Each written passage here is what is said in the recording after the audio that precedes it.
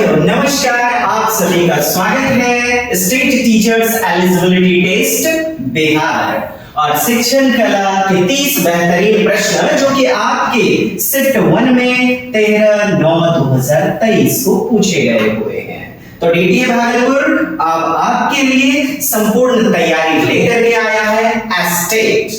Let's start. देखिएगा, पहला प्रश्न कहता है यदि कोई बच्चा कक्षा में उत्तर देने में विफल रहता है तो शिक्षक की जिम्मेदारी है बच्चे में कमी का पता लगाए, बच्चे असफल क्यों हो रहे हैं इसका पता लगाए, तो नहीं कारण को समझा जाए। डांटना, सजा देना, अच्छी तरह सलाह दे देना इससे तो बेहतर है क्या बच्चे की असफलता का कारण का पता लगाया जाए, जिसे हम कहते हैं निदानात्मक परीक्षण। निदानात्मक अर्थात डायग्नोस्टिक टेस्ट। और कमी का, बच्चे की रिक्ति का अधिगम अंतराल का पता लगाने के बाद यानी निदानात्मक करने के बाद आप क्या करते हैं, उपचारात्मक, रिमेडियल, है ना। D is the right answer. Next question देखिएगा मित्रों, छात्रों की भागीदारी यानी छात्र ज्यादा से ज्यादा पार्टिसिपेट करें तो इसको सुनिश्चित करने के लिए हम डैश का उपयोग करते हैं, प्रदर्शन का, रिजल्ट, नंबर, मार्क्स आदि का डेमोन्स्ट्रेशन या किसी गतिविधि का प्रदर्शन। छोटे आदमी का व्याख्यान कहता है मिनी लेक्चर मेथड, व्याख्यान विधि नहीं चलेगी। चर्चा आधारित बहस, डिस्कशन, डिबेट और हमारा उत्तर हो जाएगा सी नंबर। नेक्स्ट क्वेश्चन है इनमें से एक सहकारी शिक्षण, क्या कह रहा है, कोऑपरेटिव और सहयोगात्मक अधिगम, कोलैबोरेटिव लर्निंग। सहकारी अधिगम समाज का, शिक्षक का, बच्चों और उनके मित्रों का आपस में अंतर क्रिया जब होगा तो उसे क्या कहेंगे, सहकारी शिक्षण। क्या कहते हैं, कोऑपरेटिव लर्निंग। तो कोऑपरेटिव लर्निंग कहता है कौन सा नहीं है, तो कौन सा नहीं है, देखिए आमने सामने की बातचीत, इंटरेक्शन यानी अंतर क्रिया हो जाएगी ना, क्योंकि इसमें क्या सहकारिता है, कोऑपरेटिवनेस है। सामूहिक जवाबदेही, जी हाँ, ग्रुप में जवाबदेही। फिर कह रहा है व्यक्तिगत यानी कि बच्चे के इंडिविजुअल, ये तो गलत बात हो जाएगी ना, इंडिविजुअल मेरी खुद की जिम्मेदारी। सामूहिक गतिविधि होनी चाहिए ना, सहकारी, तो वो वाला जो नहीं होगा अर्थात डी नहीं होगा। ए में क्या है, सकारात्मक और पॉजिटिव कब होता है, इंटरडिपेंडेंसी अर्थात अंतरक्रिया, आश्रितता नहीं होना, अंतरक्रिया, अन्योन्याश्रयता, इंटरडिपेंडेंसी। अच्छा, श्रुतलेख में भी कोई बोलने वाला होता है, बच्चे सुनते हैं, जैसे दुर्योधन, जैसे सेवा शुश्रूषा। तो बच्ची को कम से कम 2 व्यक्ति की भागीदारी यानी कि सहकारिता। तो हमारा उत्तर गलत में क्या हो जाएगा, डी, और यही हमारा नहीं होगा उत्तर। अगला देखिएगा, विशिष्ट उद्देश्य को लिखने के लिए डैश क्रिया का प्रयोग इसे बनाता है। विशिष्ट उद्देश्य कह रहा है उसको लिखने के लिए, तो उद्देश्य, पर्पस, ऑब्जेक्टिव, हर प्रकार का, निम्न स्तर का, विशिष्ट स्तर का, क्रियाविधि के माध्यम से और मध्यम स्तर, मॉडरेट, तो एवरीथिंग डी। नेक्स्ट क्वेश्चन है, किसी कार्य के लिए अनुक्रम, कोई कार्य करना है आपको, आप एक सीक्वेंस बनाते हैं, आप दिमाग में या फिर लिखित रूप में एक सीरीज बनाते हैं, एक सीक्वेंस बनाते हैं कि इस कार्य को मुझे करना है तो पहला स्टेप ये होगा, दूसरा स्टेप, फिर तीसरा स्टेप। तो आप किसी कार्य को करते हैं तो साहब उसका एक होता है पर्पस अर्थात उद्देश्य के लिए हम करेंगे, प्रक्रिया, रणनीति, अनुक्रम स्थापित करने की प्रक्रिया क्या कहलाती है, तो ऑब्जेक्टिव कहता है प्रोसेस, रणनीति, ये सब तो बाद की प्रक्रिया है ना, अनुक्रम के लिए क्या, उद्देश्य, ठीक है। अगला क्वेश्चन देखिएगा, भ्रमण विधि। आप जानते हैं फील्ड ट्रिप मेथड, भ्रमण विधि। बच्चों को जो किताब में पढ़ा, जैसे टाइगर को देखा, तो बच्चों को वास्तविक जीवन में चिड़ियाघर में भ्रमण करवाया गया, फील्ड ट्रिप करवाया गया। पशु, पक्षी, तालाब इत्यादि को बच्चे ने अपनी नग्न आंखों से प्रत्यक्ष रूप से देखा, यही तो क्या कहलाता है, भ्रमण विधि, फील्ड ट्रिप, जो कि सहयोगात्मक प्रवृत्ति, रचनात्मक क्षमता, प्रत्यक्ष ज्ञान सब पाया जाता है, अर्थात आपका ऑल ऑफ एडवांस्ड, सभी बच्चों में सीखने की क्षमता खुली है। ये जीवन देखिए, बच्चों का बगीचा यानी किंडरगार्टन विधि किसने दिया हुआ है? फ्रॉबेल ने। और किंडर मीन्स नोट कर लीजिएगा, किंडर मीन्स होता है बच्चा, किंडर मीन्स होता है बच्चा, और गार्डन मीन्स क्या होता है? बगीचा। गार्डन मीन्स क्या होता है? बगीचा। याद रखेंगे दोस्तों, गार्डन मीन्स बगीचा, गार्डन। तो ये जो विद्यालय है ना, ये कोई विद्यालय नहीं है, ये बच्चों का बगीचा है, किंडरगार्टन, फ्रॉबेल। और जर्मन भाषा का ये शब्द है, यानी कि जर्मन भाषा का शब्द है फ्रॉबेल, किंडरगार्टन विधि, खेल के माध्यम से शिक्षा। अगला प्रश्न है, इनमें से एक शिक्षण की त्रिध्रुवीय प्रक्रिया। जी हाँ, पूर्व के समय क्या होती थी शिक्षण, टीचिंग? नोट करिएगा, ये होती थी द्विआयामी। कैसी? पूर्व के समय द्विआयामी, जब राजतंत्रात्मक शिक्षण प्रणाली थी, 2 डायमेंशनल, बच्चे और शिक्षक बस। और अभी शिक्षक, छात्र और वो जो कंटेंट जिसे पढ़ना है, किसके माध्यम से पढ़ना? ये नहीं साहब, तो बाद की विषय वस्तु है। आपको क्या कह रहा है? 3 ध्रुवीय यानी 3 डायमेंशन, 3D। तो शिक्षण अधिगम, शिक्षण जो है ना, त्रिआयामी प्रक्रिया होती है। शिक्षक जो कि स्वतंत्र चर होता है, कैसा? स्वतंत्र चर, इंडिपेंडेंट वेरिएबल। फिर कंटेंट अर्थात विषय वस्तु, कंटेंट, ये होता है मध्यस्थ चर। क्या होता है? मध्यस्थ चर, यानी जिसके माध्यम से बच्चों को पढ़ना है, जिसके माध्यम से बच्चों तक, विद्यार्थियों तक ज्ञान आएगा। अर्थात शिक्षार्थी क्या हो जाएंगे? आश्रित चर। कैसे? नोट कर लीजिएगा, आश्रित चर। कैसे? Dependent variable, dependent variable. आप समझ पा रहे हैं? कमेंट्स करेंगे। जी हाँ, कमेंट्स करेंगे। देखिए, ये बड़ा गिलास हो गया, ये छोटा गिलास, और बच्चों तक बड़े से छोटे में पानी आने के लिए पाइप चाहिए। तो पाइप का काम कौन करेगा? कंटेंट, प्रकरण, विषय वस्तु, सामग्री। तो शिक्षक, छात्र और सामग्री। तो कौन सा केंद्र बिंदु नहीं होगा डियर? आप कहेंगे ए। ठीक, याद करेंगे।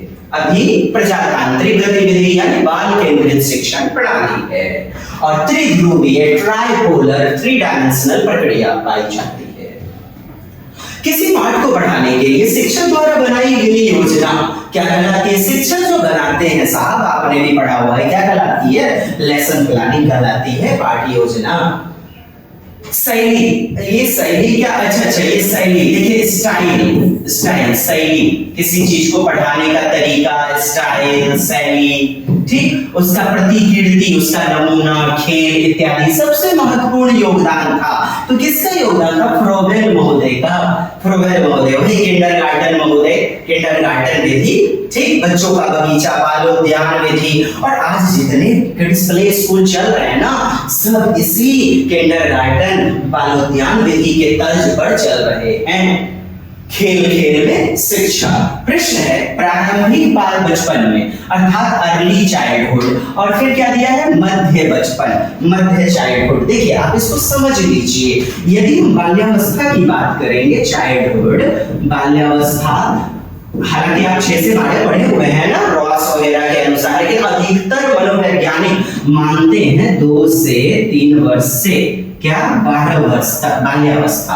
अब इसे आप देखें 3 भागों में तोड़ते हैं। पूर्व यानी कि प्रारंभिक बाल्यावस्था, तो प्रारंभिक बाल्यावस्था का उम्र क्या? 2 से 6 वर्ष, और 6 से 9 वर्ष आपका मध्य बाल्यावस्था, मिडिल। और उत्तर बाल्यावस्था क्या हो जाएगी साहब? उत्तर बाल्यावस्था 9 से 12 वर्ष, 9 से 12 वर्ष। अब आप समझ पाओगे डियर। देखिए, अब आप समझ जाएंगे। 2 से 6 वर्ष यहाँ पूछ रहा है ना, देखिएगा 2 से 6 वर्ष, चूंकि प्रारंभिक बाल्यावस्था। तो प्रारंभिक बाल्यावस्था में जो चिंतन होता है, थिंकिंग बच्चों का, अच्छा स्थिर तो होगा नहीं, ठीक है। देखिएगा धीमा, ठीक है, दोनों में कुछ हद तक अहम केंद्रित, अच्छा तार्किक हो जाएगा 2 से 6 वर्ष में। चलिए, ये भी गलत हो गया, बी उत्तर हो गया।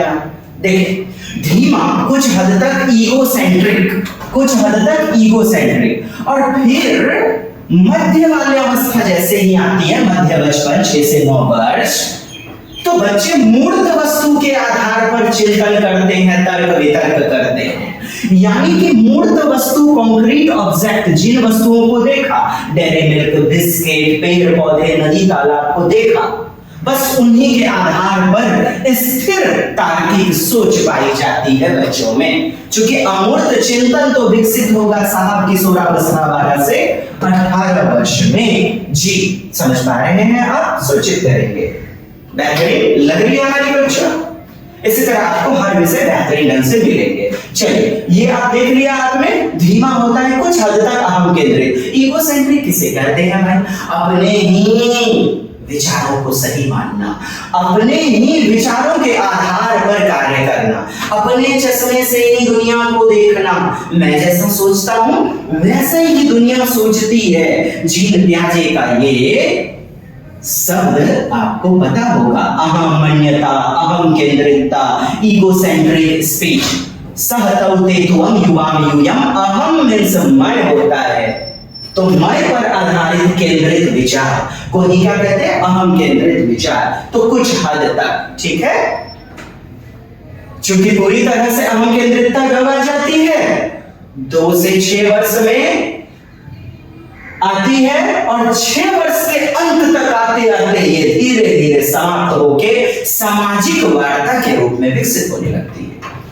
जीन प्याजे के अनुसार पूर्व संचालन अवस्था, देखिए प्री ऑपरेशनल स्टेज, नोट कर लीजिएगा 2 से 6। देखिए 0 से 2 वर्ष, 0 से 2, 2 से 7 वर्ष, 7 से 11 और 11 से 15 वर्ष। ये क्या है? इंद्रिय गामक, sensory motor stage, pre operational stage, concrete, फिर फॉर्मल ऑपरेशनल स्टेज, जिसे एब्स्ट्रैक्ट भी कहते हैं। तो ये क्या है? इंद्रिय गामक अवस्था, पूर्व संक्रियात्मक, मूर्त संक्रियात्मक, औपचारिक, और इसी को हम कहते हैं अमूर्त संक्रियात्मक अवस्था। तो पूछा क्या जा रहा है? प्री ऑपरेशनल, पूर्व संक्रियात्मक अवस्था 2 से 6 वर्ष। और 2 से 6 वर्ष में किसमें ध्यान को दर्शाता है? बताइए ना, केंद्रीकरण हो जाएगा, सेंट्रेशन। सेंट्रेशन चूंकि विकेंद्रण तीसरी अवस्था में पाया जाता है। 2 कलम है, अब बताइए तो कौन सा बड़ा है? तो इस उम्र में 2 से 7 वर्ष में बच्चा बोलता है ये वाली कलम बड़ी है, क्योंकि एक भाग, उठे हुए भाग को केंद्रीकृत किया, एक ही केंद्र पर फोकस्ड होना केंद्रीकरण, संकेंद्रण कहलाता है, सेंट्रलाइजेशन कहलाता है। उसी प्रकार अनुत्क्रमणशीलता, अपलटावी विचार, असंरक्षणवाद इसी दूसरी अवस्था में पाए जाते हैं मित्रों। सीखने के लिए मूल्यांकन कैसा? Assessment for learning. देखिए, एक होता है असेसमेंट ऑफ लर्निंग, अधिगम का आकलन, ठीक, जिसे हम योगात्मक आकलन, नंबर बेस्ड, मार्क्स बेस्ड, ठीक। लेकिन जो हमारा के लिए है असेसमेंट फॉर लर्निंग, उसे हम रचनात्मक, फॉर्मेटिव असेसमेंट कहते हैं। क्या कहते हैं? फॉर्मेटिव असेसमेंट, यानी बच्चे की फीडबैक लेना, प्रतिपुष्टि लेना, बच्चे में कहां त्रुटि हो रही है, बच्चा सीखने में कहां पिछड़ रहा है, इसमें हम फीडबैक लेकर के सुधार करते हैं। ऐसा नहीं नंबर के आधार पर तुलना करना, धीमे विद्यार्थी की पहचान कर लिया, प्रतिभाशाली की पहचान कर लिया, नंबर, ग्रेड आदि, मार्क्स आदि के आधार पर, ये तो योगात्मक की बात है ना मित्रों। तो डी हमारा उत्तर, रचनात्मक आकलन, अधिगम के लिए आकलन। नैदानिक मूल्यांकन हो गया ना, पहला ही क्वेश्चन था हमारा डायग्नोस्टिक, और डायग्नोस्टिक निदानात्मक आकलन बच्चे की कमी को जानने का प्रयास करता है। बच्चे की कमी को जानते हैं, दूर करते हैं, उनके नंबर बेस उपलब्धि को, डिग्री को नहीं, निर्देशित प्रगति और विफलताएं, उनकी असफलताओं, लगातार समस्या का कारण और उसका निवारण, रिमेडियल करते हैं, रिमेडीज। यही तो है बच्चे की कमी, अधिगम अंतराल को जानना। शिक्षण सहायक सामग्री, देखिए TLM जो होते हैं, टीचिंग लर्निंग मटेरियल, या एड्स, टीचिंग लर्निंग जो एड्स होते हैं, एड्स संबंध में कौन सा कथन सही है? ये सहायक सामग्री जो होती है, चाहे ब्रेल लिपि की बात करें, चाहे हम गिनतारा अबेकस का, जियो बोर्ड, टैनग्राम इत्यादि, ये बेहतर सीखने में मदद करते हैं। जी हाँ, शिक्षण को रोचक बनाते हैं। अवधारणा मतलब संप्रत्यय, कॉन्सेप्ट, तो कॉन्सेप्ट को बनाए रखने में हेल्प करते हैं। D is the right answer. पुस्तकालय एक ऐसा जगह है, बताइएगा, पुस्तकालय, लाइब्रेरी, जहां पर कई किताबें रखी हुई हैं। जी हाँ, खिलौना दिया है, कपड़ा दिया है, इसीलिए गलत। अगला प्रश्न निम्नलिखित में कौन सा पुस्तक का एक प्रकार है? देखिए, पुस्तक कैसा होना चाहिए? जीवन से, संदर्भ से जुड़ा हुआ, जीवन से संलग्न, यानी कि संदर्भ से, बच्चे के मातृभाषिक संसार से, सामाजिक वातावरण से जुड़ा हुआ होना चाहिए। सामान्य पाठ्य पुस्तक, कहता है सामान्य पाठ्य पुस्तक, और जी यह ऑप्शन सी, और ये बी, और ये ए, ठीक है। अब मुझे आप बताइए उत्तर क्या हो जाएगा? चलिए, सामान्य पुस्तकें होंगी क्या? कमेंट्स कीजिए। चलिए, आप सभी के कमेंट्स हाजिर हैं। अच्छा, चलिए बताइएगा। जी हाँ, बिल्कुल बात करिए, बहुत बढ़िया। कहता है पाठ्य पुस्तक का एक प्रकार है। किसका? पाठ्य पुस्तक का। देखिए, टेक्स्ट बुक सामान्य रूप से जो हमारी किताबें चलती हैं पठन पाठन की, और एक होती है पत्र पत्रिकाएं, जर्नल्स, कहानियां, बच्चों के लिए विशिष्ट पुस्तकें। तो सामान्य पाठ्य पुस्तक भी एक प्रकार है, और संदर्भ पुस्तकें, यानी कि बच्चों के जीवनानुभव से रेफर्ड, जुड़ा हुआ। तो हमारा उत्तर क्या हो जाएगा? A and B both. Next question है, निम्नलिखित में कौन सा शिक्षक का गुण नहीं है? कहता है गुण नहीं है, शिक्षक में होना चाहिए तदानुभूति। क्या होनी चाहिए? तदानुभूति, अर्थात एम्पैथी। एम्पैथी, सबके विचारों का जो सम्मान करे, उसी को तो एम्पैथी कहते हैं। सहानुभूति तो सिंपैथी होती है। चलिए, संचार अर्थात कम्युनिकेशन, चर्चा करे, वार्तालाप करे, कहानियों के माध्यम से, रोल प्ले इत्यादि के माध्यम से संप्रेषण करना, संचार करना, ताकि बच्चे में ज्ञान का हो सके, क्या रचनात्मक विकास हो सके। अब बताइए, शिक्षक का गुण कौन सा नहीं है? क्या ईर्ष्या करना? डी। आपसे पूछे क्या क्या होगा? A B C. जब कोडिंग में आपके उत्तर आ जाए तो। आइए मित्रों, एक शिक्षक के निम्नलिखित में कौन सा व्यक्तिगत गुण टीचिंग को प्रभावित करता है, टीचिंग को इफेक्ट डालता है, इफेक्टिव, प्रभावपूर्ण बनाता है? बताइएगा। संवेदनशीलता, क्या प्रभावित करता है? संवेदनशीलता, सेंसिटिविटी, कहते हैं प्रबंधन क्षमता, मैनेजमेंट एबिलिटी, सामाजिक कौशल, सोशल स्किल, इसमें से कोई नहीं। संवेदनशीलता, देखिए क्या कहा जाएगा? व्यक्तिगत गुण, व्यक्तिगत रूप में। प्रबंधन के लिए बाह्य भी चाहिए। दो प्रकार की अंतःक्रिया, एक आंतरिक आप पढ़ेंगे अभिप्रेरणा में, और एक होगा बाह्य। ऐसे समझिए, इंटरनल और एक्सटर्नल। व्यक्तिगत पूछ रहा है तो इंटरनल, और इंटरनल में क्या आ जाएगा? गुस्सा, चिड़चिड़ापन, संवेग, डर, संवेदना, बच्चों से लगाव, टचमेंट, टचिंग ना। तो ये सब क्या इंटरनल है, यानी व्यक्तिगत है साहब, एक नंबर। अच्छा, प्रबंधन क्या हो जाएगा? बाह्य भी होगा, आंतरिक के साथ साथ बाह्य भी होगा। कक्षा की मैनेजमेंट व्यवस्थाएं, स्कूल, टेबल, कॉपी, किताबें, वहां का वातावरण, ये सब क्या हो जाएगा? और सामाजिक आप जान ही रहे, बाह्य भी होंगे, एक्सटर्नल, बहुत ठीक है। तो एक नंबर हमारा क्या हो जाएगा? इंडिविजुअल हो जाएगा, पर्सनल क्वालिटी हो जाएगी। उच्च शिक्षा में शिक्षक की भूमिका छात्रों में स्वयं सीखने को बढ़ावा देना। क्या कहा जा रहा है? छात्र खुद से सीख सके, ऐसा बच्चे में माहौल पेश किया जाए, ज्ञान दिया जाए। तो छात्रों को जानकारी दे देना, एकदम लेक्चर दे देना, व्याख्या दे देना, समस्या समाधान करने में मदद कर देना, मतलब किसी क्वेश्चन को बनवा देना। अरे बच्चा खुद से, जो स्वयं है ना डियर, यही आपके प्रश्न को बनवाएगा और उत्तर खोजने में मदद करेगा।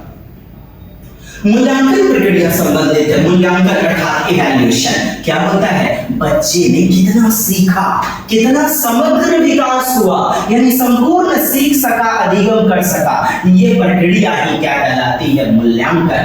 बच्चे ने अधिगम का प्रतिफल, लर्निंग आउटकम्स कितना पाया। निम्नलिखित में कौन सा मूल्यांकन उपकरण नहीं है? मूल्यांकन उपकरण देखिए, बच्चे का आकलन करते हैं, टेस्ट लेते हैं, इवैल्यूएशन करते हैं, मूल्यांकन करते हैं, उस आधार पर बच्चे का रिजल्ट भी बनता है। रेटिंग स्केल करते हैं आप, प्रोजेक्ट रिपोर्ट, संचयी रिकॉर्ड, अच्छा कम्युलेटिव संचयी अभिलेख का प्रयोग करते हैं आप, एनेक्डोटल का प्रयोग करते हैं आप, पोर्टफोलियो का प्रयोग करते हैं, है ना मित्रों। चलिए, आप किसका प्रयोग नहीं? देखिए, प्रोजेक्ट रिपोर्ट बच्चे में थ्योरी की क्लास भी होती है ना। तो प्रोजेक्ट रिपोर्ट ये जांच सूची, चेक लिस्ट, इंग्लिश में बच्चा पास हुआ नहीं हुआ, गणित में, हिंदी में, बस ये चेक लिस्ट, जांच सूची बस हाँ या ना में उत्तर प्रस्तुत करती है, यही हमारा नहीं होगा और उत्तर के रूप में सेट कर। प्रश्न है, पोर्टफोलियो एक उपकरण है। देखिए, एक निश्चित समयावधि में, एक समय टाइम पीरियड फिक्स जो होता है, उसमें बच्चे के गुण अवगुण, कमजोरियां, बच्चे की मजबूतियां, स्ट्रॉन्ग पक्ष, वीकनेस पक्ष, सबको एक कलेक्शन, एक फाइल में रिकॉर्ड रखते हैं। यही तो है पोर्ट, यानी आसानी से ढोने वाला, फोलियो अर्थात फाइल। खेल का उद्देश्य है, जी हाँ, आपके प्रीवियस 2023 में फर्स्ट शिफ्ट में जो पूछा गया प्रश्न है, 13 तारीख को, कब बताइए? सितंबर में। खेल, अच्छा खेल का पर्पस क्या होता है? शारीरिक विकास हो बच्चे में और नैतिक विकास, शारीरिक विकास। अच्छा बताइएगा, खेल का उद्देश्य क्या है? बहुत बेहतरीन, फिजिकल डेवलपमेंट और क्या मॉरल डेवलपमेंट, और उपयुक्त में से दोनों भी दिया गया है। बताएं उत्तर क्या होना चाहिए? दोनों हो जाएगा जी, दोनों हो जाएगा।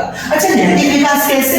देखिए, फुटबॉल का खेल चल रहा है, क्रिकेट का खेल चल रहा है, एक टीम हार गई, फिर भी हारने के बाद भीतर में तो जा रहा है एकदम नहीं, हाँ अच्छा बोल के छक्का, ये बाप रे बाप, लट्ठी चो बोलेंगे, कोई हमें धकेल देगा ऐसा मन में, लेकिन हारने के बाद भी देखिए सहयोगात्मकता, नैतिकता, एकता, अखंडता, बंधुत्वता, मॉरलिटी का development. Well played bro, well played, बहुत अच्छा, कांग्रेचुलेशन। बधाई देती है एक टीम दूसरे टीम को, हाथ मिलाते हैं, अपने दिल का दर्द, कच्ची लगल का वंश चुभल का दर्द वो छुपा लिया जाता है ना जी। हाँ, तो नैतिकता का भी विकास, सी और ए अर्थात बी इज द बेहतरीन आंसर। मनोवैज्ञानिक आधार को ध्यान में रखते हुए जो हमारा करिकुलम होता है, पाठ्यक्रम, उसके विकास में अपनी भूमिका निभाता है। मनोवैज्ञानिक आधार को ध्यान में रखते हुए कौन? पाठ्यक्रम विकास में अपनी भूमिका निभाता है। विद्यार्थी की भावना, विद्यार्थी की स्वभाव, विद्यार्थी की खुशी या विद्यार्थियों की आवश्यकताएं बताइए। जी हाँ, बच्चों की क्षमता, स्तर, योग्यता, उनकी मातृभाषा के आधार पर जैसी नीड है, जैसी आवश्यकता है, उसी के आधार पर क्या पाठ्यक्रम का विकास होना चाहिए ना। डी, भारतीय समाज की विशेषता है। देखिए भारतीय समाज, समझिए, भारत विविध विविध जाति, धर्म, संस्कृति, मजहब, विभिन्न भाषाओं वाला एक विविधात्मक देश है ना। तो रूढ़िवादिता, खुला, अवैज्ञानिक, स्तरीकृत। अच्छा ये देखिए, ये सब आप कहेंगे ऑप्शन तो नहीं है, इससे बढ़िया है स्तरों में बटा हुआ, क्या स्ट्रेटिफाइड, स्तरीकृत है, क्या स्तरीकृत। आप आगे जब देखेंगे वृहद तौर पे स्ट्रेटिफाइड डाटा, दो प्रकार के आपके जो है ना चयन करने के लिए डाटा पाए जाएंगे। लंबी वीडियो हो जाएगी, अपन थ्योरी देखेंगे ना, थ्योरी के माध्यम से जो है ना क्लास को संपूर्ण करेंगे। निम्नलिखित में कौन सा पानी फॉरगेटिंग यानी भूलने का कारण नहीं है। अच्छा फॉरगेटिंग, ठीक। Which of the following is not a cause of forgetting? कौन सा जो है फॉरगेटिंग का कारण नहीं है, बताइएगा कौन सा फॉरगेटिंग का कारण नहीं है? मानसिक द्वंद, मेंटल रूप में क्या कॉन्फ्लिक्ट चल रहा है, ये फॉरगेट होने का कारण है। मानसिक रूप से आप जो है तनाव में जाते जा रहे हैं, याद रखने की इच्छा, याद करने के दोषपूर्ण तरीके, गलत विधियों के माध्यम से आप याद रखे हुए हैं, बिना लिख करके याद कर रहे हैं, तो ये भी आपके क्या कारण हो सकते हैं। मानसिक द्वंद भी कारण हो सकता है। डिजायर टू रिमेंबर, और उपयुक्त कहता है सभी क्या है निम्नलिखित में कौन सा कारण नहीं है? याद रखने का दोषपूर्ण तरीका, याद रखने की इच्छा। अच्छा याद रखने की इच्छा है तो कौन सा फॉरगेटिंग का कारण नहीं है? तो कौन सा कारण नहीं है साहब? याद रखने की इच्छा। जब याद रखने की इच्छा है तो फिर बेहतरीन से याद हो जाएगा ना। अगला प्रश्न है, इनमें से कौन सा कारक सीखने की प्रक्रिया को प्रभावित नहीं करता है? कौन सा फैक्टर जो है, कौन सा डज नॉट अफेक्ट, ठीक, बुद्धिमत्ता, इंटेलिजेंस, बच्चे की रुचि। अच्छा तत्परता, वही थॉर्नडाइक का आपका तत्परता, रीडीनेस का सिद्धांत, अर्थात विद्यार्थी और शिक्षक दोनों का तत्पर होना जरूरी है, सक्रिय होना जरूरी है। किसका? दोनों का, केवल एक की अंतःक्रिया नहीं चलेगी। कौन सा कारक सीखने की प्रक्रिया को प्रभावित नहीं करता? बुद्धिमत्ता प्रभावित करेगी। आपकी रुचि ही नहीं है तो आप पढ़ नहीं पाएंगे, तत्पर आप नहीं है तो भी। लक्ष्य निर्धारण, देखिए कई सारे बच्चे ऐसे पाए जाएंगे शुरू में बच्चे का लक्ष्य निर्धारण नहीं होता है गोल, लेकिन मम्मी पापा मल मल मल मल राम घर चल सिखाने लग जाते हैं। लक्ष्य निर्धारण प्रभावित नहीं करती है। आप शुरुआती काल में जान रहे होंगे। डी, लेकिन आपकी बुद्धिमत्ता कैसी है, इंटेलिजेंस, इंटरेस्ट कैसा है, रेडीनेस है कि नहीं है, ये प्रभावित करेगी, इफेक्ट डालेगी। दृश्य श्रव्य सामग्री, ऑडियो विजुअल एड्स, जैसे चलचित्र, फिल्म, मूवी, सिर ऊपरी प्रक्षेपी यंत्र, ओवरहेड प्रोजेक्टर इत्यादि, ये सब क्या है ना, सारे अंग मतलब कि बहुसंवेदनात्मक होते हैं। मल्टी सेंसरी ऑर्गन्स, बहुसंवेदी अंगों, आंख, कान, नाक, मुंह, त्वचा और शरीर का बॉडी। कोई गाना चल रहा है, आप फिल्म देख रहे हैं, कान से सुन भी रहे हैं, श्रव्य और देख भी रहे हैं, तो फिर पैर नीचे रखने लगते हैं। एक बार देखी मेरा कैसे लगाया मेरा क्या केवल दृश्य वाला, केवल सुनने वाला नहीं ना। तो एक number, various types, different types, multiple sense organs क्या हो जाते हैं? एक्टिव। किससे? श्रव्य दृश्य सहायता से। जी हाँ, डांस ब्लॉक देखिए जोड़ने में, घटाने में, बच्चे के भिन्न में भी प्रयोग होता है। जोड़, घटा, गुना, भाग, भिन्न में इत्यादि में, अर्थात आपके उपरोक्त में से कोई नहीं होगा, नहीं तो हमारा घटाव जोड़ सब हो जाएगा और हमारा ये सी नंबर उत्तर हो जाएगा। चलिए मित्रों, ये थी हमारी आज की एस्टेट आपका प्रीवियस ईयर का एमसीक्यूज एनालिसिस। कैसी लगी कक्षा? शेयर करें ज्यादा से ज्यादा और हमारे पैड कोर्सेज को भी आप प्राप्त कर सकते हैं हमारे एप्लीकेशन के जरिए। चलिए शेयर करें ज्यादा से ज्यादा, सब्सक्राइब करें। आपका हौसला अफजाई अनिवार्य रूप से सार्थक सिद्ध होगा। धन्यवाद। जय हिंद। किसी भी इंक्वायरी के लिए कॉल कीजिए।